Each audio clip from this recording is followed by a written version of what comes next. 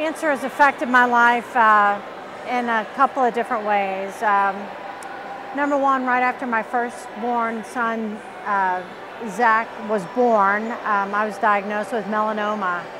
And, there I was with a very bad cancer with a newborn baby, and I was really terrified. But my cancer was removed surgically, and I never had a problem. I couldn't have imagined that years later the tables would be turned, and it wouldn't be me that was fighting for my life, but it would be my son, that baby that I was so worried about. Developed acute myeloid leukemia when he was 5 years old. And for anybody who doesn't know about AML, it is a rare form of leukemia in children, but it's the most common form in adults. It's very aggressive. It's very difficult to treat. The treatment is brutal. It really involves multiple rounds of pedal to the metal chemotherapy with really some unspeakable side effects. And it's a terrifying roller coaster, just the treatment. And, but we went in, Zach was diagnosed with this form of leukemia, and he went into chemotherapy, went through 3 rounds of chemotherapy, and he did really well, although it was terrifying. And the best course of treatment for him was a bone marrow transplant. At the time we were living in Dallas, and they had a good program.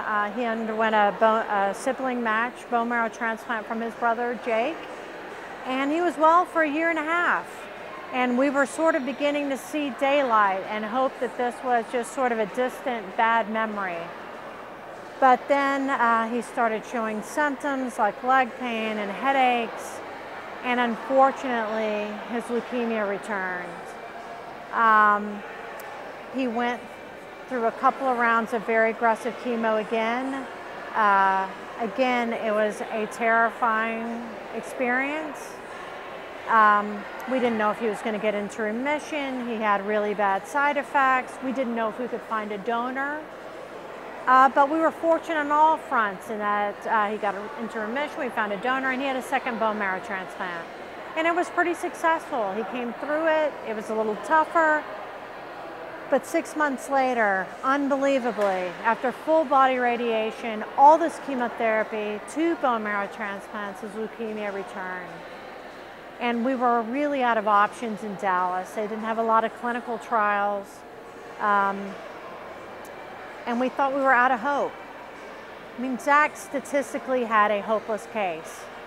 But the Fred Hutch considered his case and invited us to come here for treatment, for the possibility for clinical trials and even a 3rd bone marrow transplant. And we were definitely grateful for that chance at having hope. Zach was in really good condition for somebody who had been through so much therapy. We came here and initially he couldn't get into remission to qualify for a transplant, but it was here that we found clinical trials that he could be a part of. And between Seattle Children's and the Fred Hutch, Zach stayed alive for well over 1 year with twice relapsed AML. On the path to pursuing getting that 3rd bone marrow transplant. During this time, we met a physician by the name of Dr. Phil Greenberg, who was working on a very promising T-cell therapy that was applicable to AML. And so we got really involved with the Fred Hutch and trying to speed that therapy along as an option for Zach. But unfortunately, the T-cells for Zach's tissue type had not yet been developed, and Zach's leukemia was very, very aggressive, and he needed a 3rd bone marrow transplant. He was fortunate enough to get a cord blood transplant for his 3rd transplant, and he came through it, and he engrafted really well, and we had hope. But unfortunately, and we were warned, his liver just couldn't take anymore. The chemotherapy required in the transplant just pushed him over the edge. And unfortunately, he died on February 7th of 2014 of chemotherapy toxicity.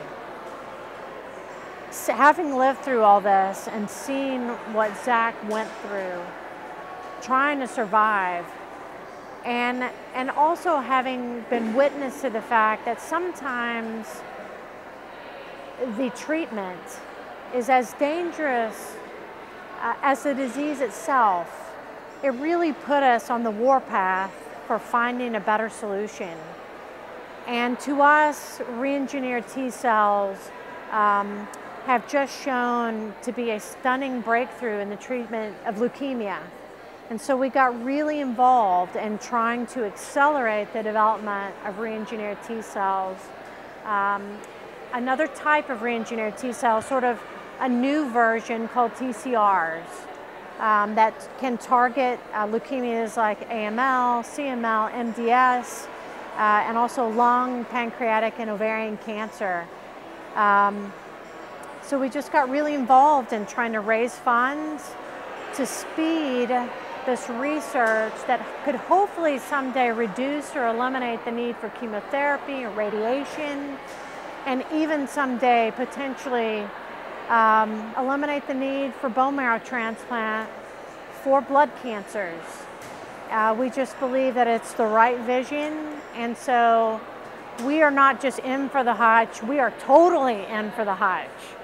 And I'm fortunate enough that I can work every day as a volunteer to raise funds and to do whatever I can to accelerate these promising new therapies that can hopefully someday fundamentally change the way that cancer is treated and cured.